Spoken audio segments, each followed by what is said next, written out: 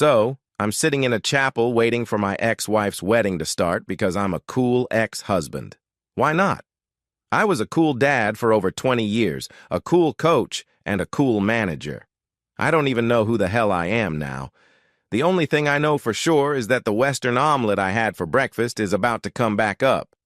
And I also know that I'm sitting just a few feet away from the jerk she cheated on me with, which gives me a lot of other great ideas, like emptying my Glock into his face. Everyone who made me come here today would get a lot of pleasure out of that.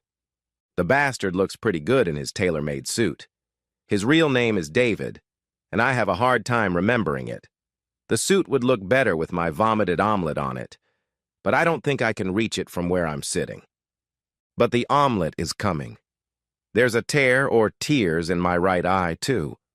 I'll blame it on the omelet. Luckily, no one is sitting to my right. Sometimes a tear rolls out of my left eye. My eldest daughter notices it and grabs my arm. But the omelet is definitely ready, so I pull away from her and run out the side door to the restroom. Jessie, my ex-wife, is standing right by the side door, and I almost knock her and her bridesmaids over. It's the first time we've looked at each other since she confessed her affair to me.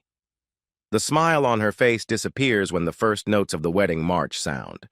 My stomach reminds me of what I was about to do, and I run to the bathroom. Fortunately, it's just vomit, and the bathroom is fairly clean when I drop to my knees in front of the toilet. My daughter follows me in. "I'm sorry, Dad. I don't know why Mom convinced me to make you come to her wedding. I thought it would be a good idea to show everyone how you accepted her relationship with David." Another batch of omelet flies out of my stomach. I'm sure that's all, so I rinse my mouth and wash my face. "What are you going to do now, Dad?" "I'm going to the cabin. I was planning on going there tomorrow anyway. My things are still in the car. I didn't check into the hotel, but the room is paid for if anyone needs it." I kissed her goodbye. "By the way, that's the men's bathroom, honey." My family had owned a cabin in the mountains for decades. It was my favorite place to escape to when playing the role of a cool dad or boss became too much of a burden. My phone was ringing off the hook while I tried to enter the address into the app. I ignored all the calls. It was a 2-hour drive to the cabin, and I regretted not changing clothes before leaving. But getting away was the best idea I'd had in a long time. When I pulled up, David's ex was sitting on the porch. The same people who had made me go were trying to convince her to go to the wedding, too, but she told them all to go to hell. "Good afternoon, Jack. I wasn't sure if I'd see you tonight or tomorrow. Judging by your text, you left quite dramatically." "I didn't have breakfast, Linda." "Still playing the cool ex? There's coffee in the thermos, black, just the way you like it. There's beer and soft drinks in the fridge and a bottle of your favorite scotch. But I'd advise you to hold off on the scotch. According to my daughter, we're expecting a lot of guests. How many people can stay here overnight?" Linda called me over a year ago and said that my wife was sleeping with her husband and offered to show me proof. Before that, I had no idea that Jessie was cheating on me. We hadn't been getting along for about a year, but I thought it was just the usual ups and downs of marriage. I met Linda at a restaurant and immediately felt sympathy for her. She was very overweight and looked like her life had broken her. "Go ahead, say it," Linda said. "Maybe if I took better care of myself, my husband wouldn't be flirting with your wife." "That's not what I was thinking. I looked at you and realized for the first time since you called that it wasn't just me, that our spouses had caused tremendous damage to those around us." Linda showed me the photos her private investigator had taken. I caught a glimpse of the first one, which showed a heart-shaped mole on her bare right buttock. I would have recognized my wife's mole anywhere. I refused to look at the rest of the photos. We became good friends, first sharing information about our divorces, then discussing the overwhelming loneliness in our lives. All of our children had left home, gone to college, and were living their own lives. We were left alone, eating dinner together when we could muster the energy to cook. Lonely nights, lonely days, and lonely weekends. We started having dinner together once a week and breakfast together on Sundays. Eventually, Linda started joining me on my evening run on Saturdays. We never crossed the line of friendship. It felt wrong to me. Back in the present, I sat down next to her and poured myself a cup of coffee. "Jack, have you checked your phone since you ran out of the chapel?" "No. I just threw up my breakfast, got in the car, and drove here. What happened after I left?" "About a third of the people in the chapel got up and left when Jesse walked down the aisle, including 3 of your kids and 2 of mine. The kids are on their way here and should be here in about an hour. They're stopping to pick up some food and drinks." "David's sister called me. She was furious about how David treated me. She said that only a third of the guests showed up and most of the wedding gifts were gone. David is furious that they spent so much money. She also said that many agreed to come because you were going to be there, and when you left, they felt they could leave." "Wow," I said. "It was just indigestion." "Nonsense, Jack. Many people saw the tears in your eyes. I finally got through to you, didn't I?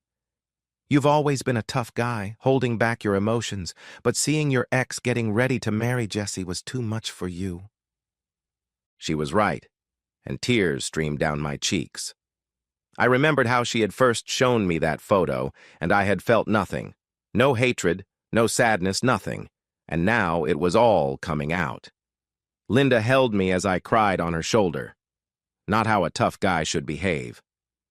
"Let it out, Jack. I spent hundreds of dollars on a therapist to do the same thing." I finally pulled myself together and let her go. "Thanks, Linda. Who would have thought it would feel so good to cry?" "Almost all women on the planet, Jack. I heard that Jessie spent most of her happy day in tears. That's all I know. Jack, I want to ask you something before the kids get home. Will you sleep with me tonight, Jack? I'm not asking you to have sex with me, although I would never refuse you that. I want to wake up next to a man I respect, feel him next to me at night, and maybe feel him hug me." Now it was Linda who was crying, her face buried in my shoulder. How could I refuse her? "Linda, you can sleep in my bed anytime you want. I'd love to wake up next to a beautiful woman. I'm not ready for sex, but when I am, I'll let you know. Jack, we don't need to discuss what will or won't happen tonight, please." I nodded, and Linda thanked me with a kiss on the cheek. We had just finished moving things into the master bedroom when the children began to arrive. The beautiful silence in the cottage was broken by chaos as the children began bringing in bags of groceries and suitcases. Linda's older children and mine took charge, unpacking the groceries, telling everyone where they would sleep, what would be for dinner, and who would cook what. Linda and I didn't leave the porch except to greet the guests. We were still sitting there when our 2 oldest children came out with their arms crossed. "Why are your suitcases in the master bedroom?" my oldest asked. Linda's oldest was more direct. "Come on, you 2 slept together, didn't you?" Linda replied, "That's none of your business, but we didn't sleep together. However, we will tonight." The girls hugged us tightly and went into the house. We couldn't hear what they were saying to their brothers and sisters, but we could guess. "They don't need to know anything, Jack. It'll help them relax. I don't think we can keep this from the 2 of them for long." "You're right. They'll check the sheets, but at least she won't worry about me." More and more people began to arrive, still in their costumes and dresses. Fortunately, everyone brought food. Some set up tents. I would say that at least a third of Jesse's wedding was taking place in my cabin. My son and Linda's son were assigned to the grill and started cooking hamburgers and hot dogs. My youngest daughter took orders, and several women prepared side dishes on every available surface. Tears welled up in my eyes, maybe even more than one, when Linda came up to me and asked, "What is it, Jack?" I hugged her, something I had never done before, and said, "We are truly happy, Linda." Linda hugged me, and the children must have telepathically communicated this information to each other because they quickly smiled at us. Linda and I spent the evening together, never leaving each other's side.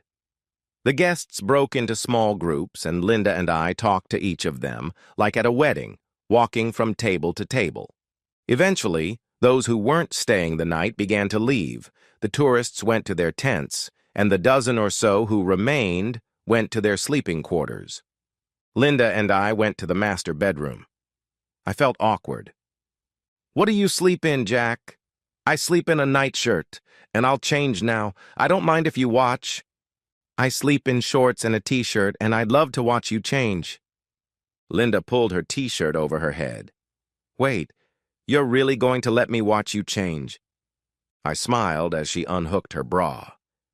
Damn, she had beautiful breasts, not too big, not too small. Then her shorts fell to the floor. I know I said I wasn't ready for sex, but some parts of my body disagreed with that statement. Linda put on a nightgown. All of this was starting to turn me on even more. I always woke up early, especially when I was at the cottage. After making myself a cup of coffee, I went out onto the terrace and was surprised to see Jessie's car in the driveway.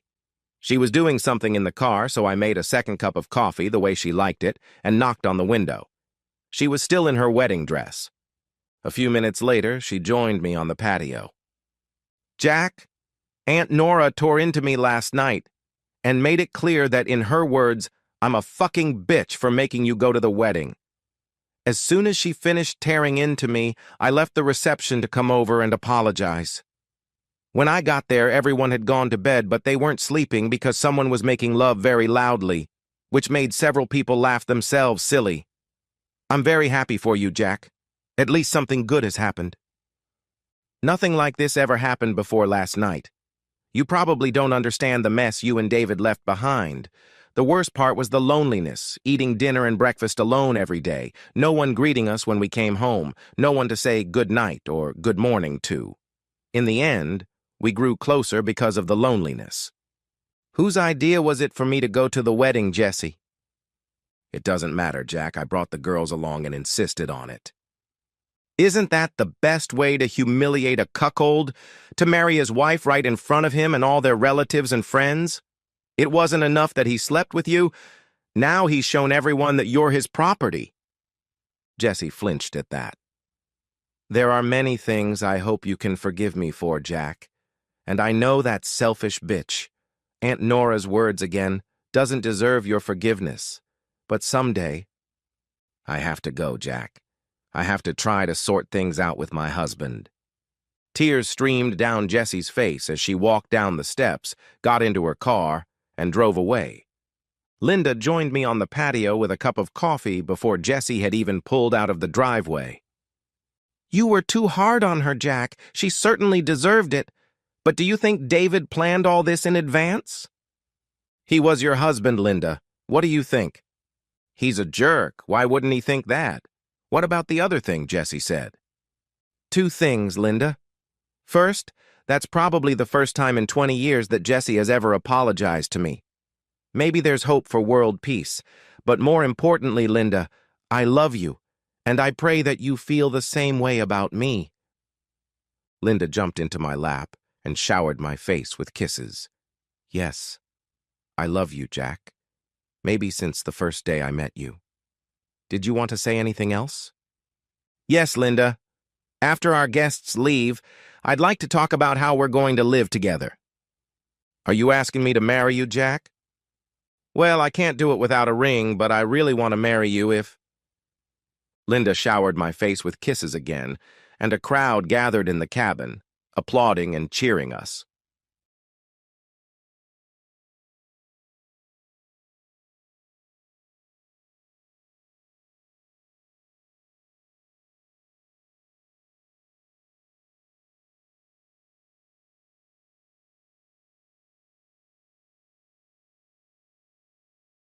Selfish bitch, Brett muttered under his breath. More? The pretty waitress asked, emphasizing her question by raising the coffee pot in her hand. Brett looked at his watch. No, I have to go now. He took one last sip of what was left in his cup, left $2 on the table, paid the bill, and walked out. He had an appointment with Terry, his soon-to-be ex-wife. The selfish bitch. He couldn't believe she thought she was entitled to the Continental. It had taken him over 2 years to rebuild the thing. Oh, sure, she'd had a little help, but this car had belonged to him from the moment he'd seen it. It was his baby, his pride and joy, and now she wanted to take it away from him. Selfish bitch. Pulling up to his former driveway, he was a little surprised to see that she hadn't put the house up for sale yet. They hadn't lived there long enough to have accumulated any real equity. Maybe 10 or 15,000, but neither of them wanted to continue living there, so they had decided to sell the house and split the profits. It was all very civilized. In fact, as far as divorces go, Brett and Terry had everything as civilized as it could ever be. Everything except the car, which is... It was a 1960 Continental Mark V town car. Brett had seen it one day in the backyard of an old farmhouse while driving through Indiana. It was just like the one his dad had when he was a kid. He wasn't usually a fan of classic cars, but there was something special about this one. Brett stopped to talk to the farmer. He told the old gray-haired man in bib overalls that he'd be glad to get this old car off the property for free, but the farmer wasn't stupid. He knew damn well the car was worth several $1,000s, even as it was. They haggled and finally came to a consensus, but before Brett could spend that kind of money, he'd have to talk to his wife. "What do you know about restoring old cars?" she asked. "Nothing, but I can learn," he replied. Over the next few days they discussed it, but Terry wasn't convinced. It was a lot of money. What if he lost interest in this old thing? What then? Would they be able to sell it and get their money back? Or would it just rust away in their backyard instead of the farmer's? Brett had already done some investigation and assured her that there was no way they could lose the money. Even if he didn't do anything with it, he could sell the car in its current condition for more than they paid. In the end, it was her husband's enthusiasm that sealed the deal. With his wife's blessing, Brett arranged for the car to be delivered. A week later, when Terry saw it being unloaded from the platform, she changed her mind. But it was too late. They were the proud owners of a rusty old pile of scrap metal. "I know it doesn't look so good now, honey, but I'm going to bring it back to life. I'm going to make it young again," he said with a wide smile. Terry had always had faith in her husband. In her opinion, he couldn't do much if he didn't want to, so she decided right away that she would support and help him in any way she could. Of course, that was many years ago. Now the Continental was the proverbial line drawn in the sand of a failed marriage. "Selfish bitch," he muttered to himself as he got out of the car and headed for home. He felt a little strange. This was the first time he'd been back since he'd left almost 5 months ago. He couldn't help but be a little saddened as he walked down the flat stone steps leading up to the porch. He and Terry had worked so hard to lay them just right. Oh, he knew divorce was the best decision for both of them. Terry felt the same way. Hell, it was the one thing they'd both agreed on for ages. Still, they'd had many wonderful years together. Brett was just raising his hand to knock when the front door opened. He had almost forgotten how beautiful she was. "Hi, Brett, come on in," she said, stepping aside with a smile. For a moment, he forgot why he was here. The smile started to break free before he suddenly remembered the car. He immediately went on the offensive. "Terry, I can't believe you think you're entitled to the Continental. What the hell would you do with it if you had it?" Wait, Brett," she interjected. "Let's talk about this over a cup of coffee. I've just brewed a fresh pot of tea." Her pleasant smile and calm demeanor were disarming. What the hell? He thought. She always made the best coffee in town. Why not? He began to relax a little as Terry poured him a cup of beer. It felt good, cozy to be in his own kitchen again. He couldn't help it. He watched her from behind as she walked over to the counter and put the kettle back in place.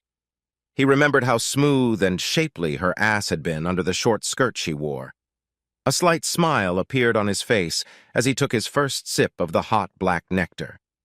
She returned to the table and sat down with her cup of coffee. "Now," she said, looking him in the eye, "what makes you think I'm not entitled to the Continental?" So far, the conversation was not going the way he had envisioned. He was all worked up. He'd come loaded for bear, ready for a fight, but there was absolutely no aggression in her voice. He'd thought they'd be yelling at each other by now, but then... They'd never really yelled at each other. Even when they'd decided to divorce, the conversations had been polite and considerate, but she'd never talked about taking his car before. Brett studied the look on her face. She was always hard to understand, but it sounded like she was willing to negotiate. Maybe she would listen to the voice of reason. Maybe there wouldn't be a fight. He would just state his case logically. When he's done, she'll come to the only reasonable conclusion. The car belongs to him. Terry, if you remember, I was the one who bought this car in the first place. I did all the work on it. Wait a minute, she interjected again. The money for this car came out of our savings. I put as much money into this account as you did. I'd say we split the cost of the car, wouldn't you? She was right. They both put the same amount of money in the savings account every month. And yet, he did all the work. And what do you mean, he did all the work? She continued. Yes, you did most of the physical stuff. But who spent hour after hour after hour after hour on the computer keeping track of all the details? That's got to mean something. Damn, he thought, another point in her favor. This wasn't going at all the way he'd expected. She wasn't done yet either. Sometimes I've even helped you with the car itself. Not very often, he interjected, deciding he'd scored one for himself. Maybe not. We both know I'm not a mechanic, and a lot of it was too demanding for me. I just didn't have the energy to help. But even then I was there for you, giving you moral support. He had to admit that she really did. How many times had I massaged your neck and shoulders when you got upset, or kissed your boo-boo when the wrench slipped? Brett took another sip of coffee. He couldn't help but smile as his thoughts wandered back in time. God, life had been so much fun back then. It seemed like all they did was laugh and have a good time together. He missed those days. Back then, who would have thought they would end up in divorce court? Brett sighed. Enough indulging in memories, he thought, returning to the task at hand. Terry, come on, you've never even driven this car. The couple times I tried to get you behind the wheel, you said it would be like driving a tank and you didn't want to risk scratching it. Everything happens the first time sometime, Brett. Maybe you can ride with me the first time, just to make sure I drive okay.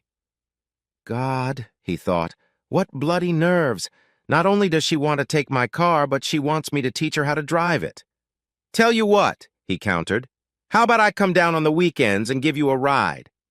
How about you? She asked with a smile. Sure. How many times? I don't know. Probably as many times as you want, as long as I don't have any other plans. Terry said, showing that she was thinking about it. Does that mean I'm getting a car? Brett said a little gustily. No, I was just asking, she teased. Come on, Terry, hell, if I'd known we were going to fight over this, I would have put it in the property agreement and let the judge decide. I just thought it would be a mistaken conclusion and that I would keep the car. I never thought you would want to do that. Won't it bring back bad memories? Bad memories? She asked, looking a little puzzled. Like what? Well, we did a lot of messing around in that car. Remember how we christened the back seat? You mean the one I looked for 3 months before I found one that wasn't all torn and worn out? Damn, he thought. She's scoring points left and right. Yes, that, he admitted. Of course I remember. By then he'd already driven. We drove up to the lake. You said you wanted to demonstrate how much room there was in the back. There was there, too, she said with a chuckle. Hell, we fucked in almost every conceivable position, but it's certainly not a bad memory. What makes you think that? Well, I mean, because of the way you're treating me right now, I just think you probably wish none of this ever happened. Is that how you feel? You wish none of this had ever happened? Brett was surprised. He thought he could hear the sadness in her voice. A few months ago, when they had discussed divorce, there had been no sadness in her voice. She sounded like she couldn't wait to get rid of him. No. Honestly, those were some of the happiest days of my life, but... Then I don't understand, Brett. Why should they be happy memories for you and not me? She asked. Well, I don't know. I guess it's because I know you treat me differently. Differently than I treat you, I mean. I know. Maybe we should talk about it before the divorce is final. How do you feel about me? Brett really didn't want to go into detail. He was embarrassed. He didn't want to admit that he still loved her, especially since he knew she no longer reciprocated him. Come on, Terry, I came to talk about the car. Let's not talk about that. Damn, she cursed to herself. He could be so frustrating sometimes. Great, Terry said, getting up to pour herself another cup of coffee. It's in my garage.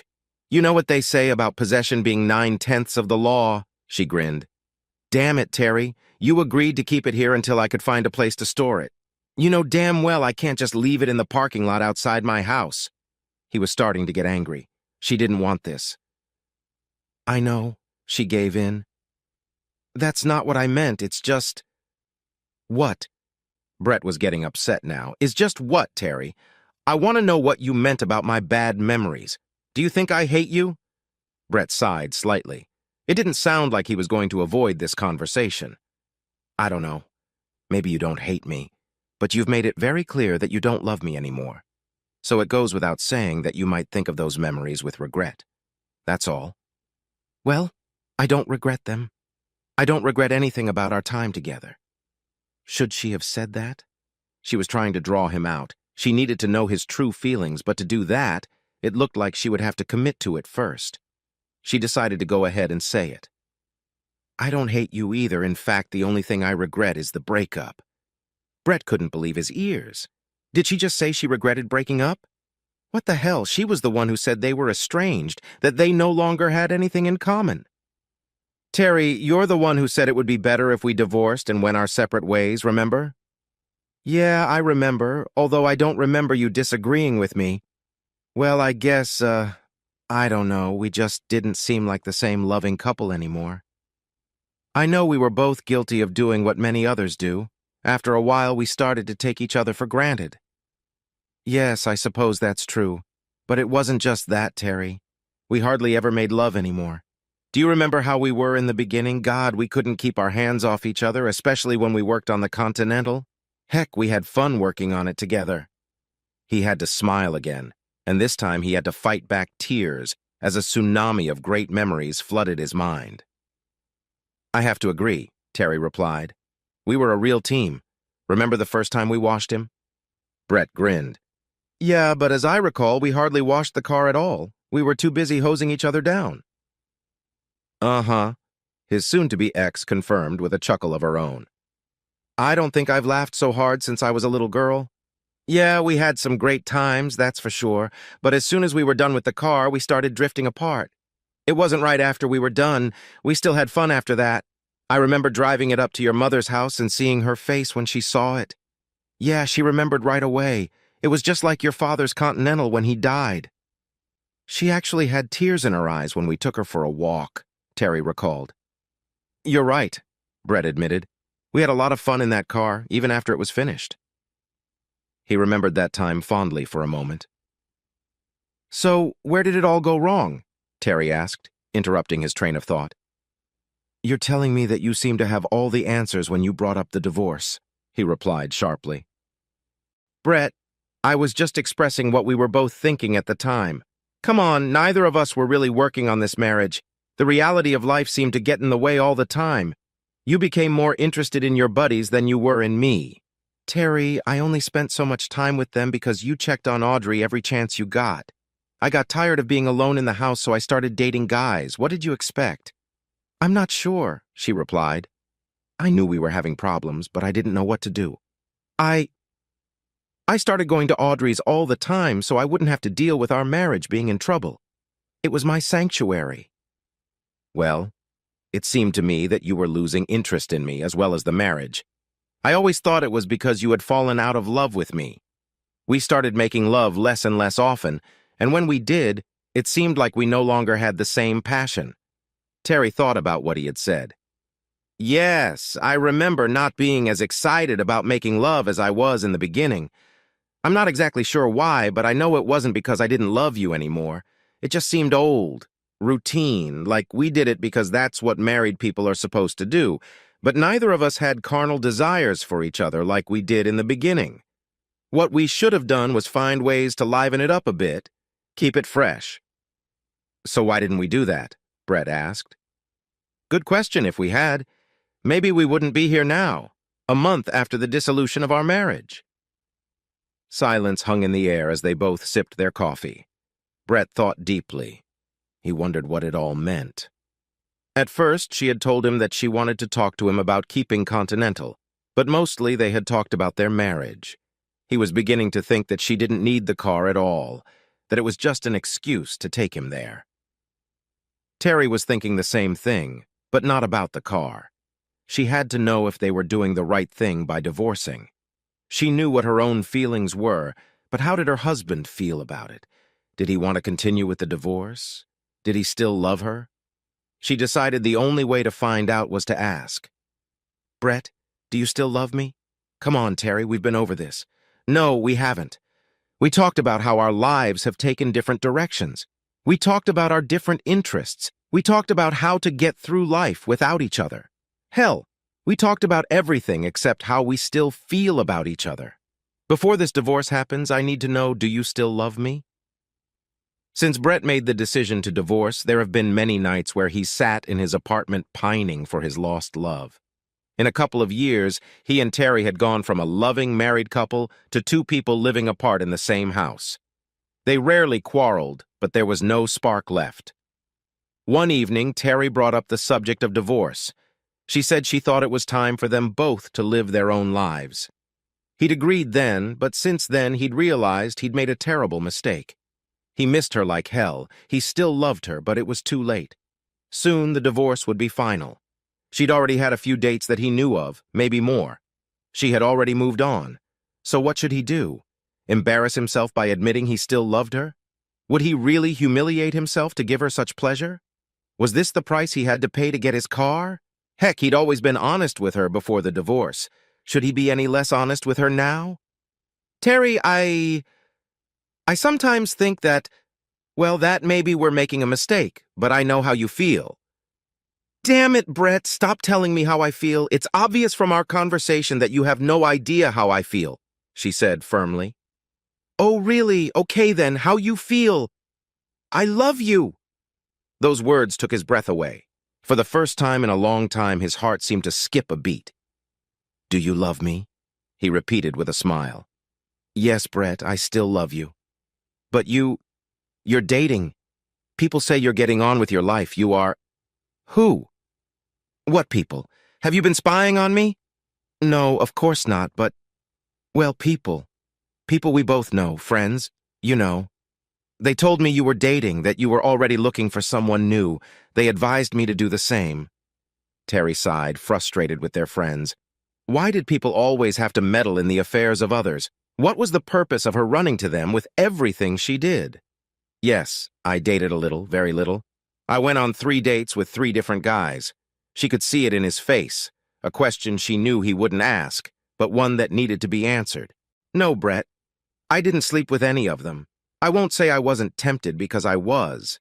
I'm sure I don't need to tell you that 5 months is a long time, and to tell you the truth, before each date I thought there was a good chance I'd bring them home, but... She took another sip of coffee and lowered her head thoughtfully. She wanted to say her next statement so that it would mean something, so that he would know she was sincere. But by the end of each date, I didn't want to fuck any of them anymore. In fact, after the 3rd date, I realized that there was only one man I wanted in my bed. She looked into his eyes. It's you, Brett. You're the only man I want in my bed. Brett could hardly believe his ears. He had dreamed of them being together again, but he didn't really think it would ever happen. He was sure he had lost her forever. And then a thought hit him. Did she really mean she wanted to stay married, or was she offering me friends with benefits? He had to clarify. You mean you don't want to get divorced? A wide smile stretched across her face. I think we should sleep on it and talk more in the morning. What do you think? She was right about one thing. 5 months was a long time. He still wasn't sure what she was suggesting. All he knew for sure was that she was offering him sex, a chance to make love to her again, and he wasn't about to turn it down. Brett followed his wife into the bedroom. Yes, she was still his wife, at least for a while longer. He was going to make love to her as his wife. As they approached the bed, he turned and looked into her eyes. There was a desire there that he hadn't seen in a long time. Together they brought their lips close and kissed. It wasn't the tongue-twisting, excited, lustful kiss they had done before their wedding, but the loving, tender kiss of the days when their love was at its peak. Terry slowly unbuttoned his shirt, and after a few moments stripped him naked. Brett climbed into bed and watched as the love of his life performed a teasing striptease in his honor. When he saw that she was wearing the bra and panties he had bought for her for the special occasion, he realized that all the talk about the car was nothing more than a way to lure him there to seduce him. He felt just like the very first time they had made love. He was beyond eager. As soon as she lay down next to him, he rolled over and wrapped his arms around her. He held her tightly against him as his lips kissed, sniffed, and nibbled her face, neck, and ears. It had been so long ago. Not just the 5 months since they'd broken up, but the couple years before that. How could they let their love fade so much? They both slept more soundly that night than they had ever slept since the word divorce was first uttered. Brett heard the joyous singing of a bird outside the bedroom window. He opened his eyes toward the morning sun. For a moment he looked up at the white ceiling and realized he was in his own home. This wasn't a dream, he thought. This was really happening. He looked around and saw his wife staring at him intently. A wide smile graced her beautiful face. "Good morning, handsome," she whispered. "Good morning, beautiful," he replied with an equally wide smile. She clung to him as he pulled her tighter against his body. "We will share the continent," he said. What? Her heart suddenly dropped. Was he still thinking of divorcing her? "Yes, I'll teach you how to drive a car, and you can drive it sometimes, and I'll drive it sometimes." He looked back and saw the frightened expression on her face. He kissed her encouragingly. "I'll teach you how to drive on one condition. Never, ever mention the word divorce again. Not now, not ever." He felt the tension in her body disappear. "You'll do fine, big boy," she promised. "Okay, I'll call the lawyer first thing tomorrow and tell him it's off." Terry decided that a simple thank you was not the way to show her appreciation. Brett closed his eyes. He sank into ecstasy. She was using everything in her arsenal to give him the ultimate pleasure. They had plenty of time that Sunday to not make love as they needed to get some of his clothes. That night they both renewed their vows. They held hands, looked into each other's eyes, and swore their loyalty, love, honor, and respect. They vowed to never take each other for granted again and to work on their marriage every day. They both knew how close they were to losing what was most precious to them and were determined to never let it happen again. On Monday, Terry was going to have lunch with her best friend, Audrey. Audrey was pleased to see a smile on her friend's face for the first time in months. "Judging by that grin, did your little trick with the car work?" she asked cheerfully. "Like a spell," Terry replied, brightening as she sat down. "What did he say?" "That he loved me," she replied. "He's going to call a lawyer today and stop the divorce." "Oh, Terry, that's wonderful." "Audrey, I've tried and tried to figure out how we ever got to the point of divorce, but I just can't. I think we just got bored with each other for a while. Maybe we needed that to wake up. You know what they say? You don't know what you have until you lose it. Well, I'm glad you both realized that before you lost it." "Yeah, me too," Terry replied with relief. "I don't understand why you used the car, though. Why didn't you just call him and tell him you wanted to talk about the divorce?" "Because I wasn't sure how he felt. I didn't know if he still loved me or not. If I had called him and told him I wanted to discuss divorce, he probably would have just blown me off and I wanted to talk to him in person. I knew the best way to hedge against him not showing up was to threaten to leave his car." "Well, I couldn't be happier for you, Terry." "Thanks, Audrey. But tell me, if things didn't work out, if Brett said he wanted a divorce, would you keep the car? Are you kidding me? I would never take that car away from him. It's his baby. I could never hurt the man I love like that, even if he didn't love me back." Epilogue. Brett and Terry kept their vows. They worked on their marriage every day. They didn't have a date night once a month, but whenever they felt like it. Sometimes it consisted of dinner and dancing or a show. Sometimes it was the theater. And sometimes they just parked by the lake and made out in the back seat of the Continental. They also experimented in the bedroom. They read sexy articles together, bought toys and X-rated movies. They had fun with sex, but it was different than making love. They did that too. 3 years after their reconciliation, Brett's mother passed away. Both he and Terry took care of all the funeral arrangements, and she never left his side during the whole ordeal. A couple weeks after the funeral, they were getting her house in order to sell. Terry was going through papers, receipts, and old documents his mother had kept over the years while Brett packed up the family heirlooms. Brett, she called out from the bedroom. Can you get me the registration card from the Continental, please? A registration card for what? I just want to check something out, she replied. A couple minutes later, Brett handed his wife the Continental's registration number. Honey, you know how you always say the car looks just like your dad's, right? Yes, he replied, still a little embarrassed. Well, you're wrong. It's not just the same, she said, holding up the registration card to another piece of paper. It's the same one. He questioned what he thought his wife had just said. Look, darling, your mother kept the registration number of your father's car all these years. They're the same. Brett took both papers from her hands and compared them. She was right. The license plates were the same. His knees went a little weak and he had to sit down on the bed next to his wife. You once told me there was something about Continental that made you want it. I always thought it was just because it reminded you of your father, but it was more than that, darling. I really think it was your father who led you to that car. It was his way of reconnecting with you. On their way back to Illinois, they stopped at a cemetery. Remnants of flowers were still scattered around his mother's freshly dug burial site. Nearby was his father's old but well-maintained grave. Brett hugged his loving wife and said in awe, Look, Dad, he said, nodding at the Continental parked just a few feet away.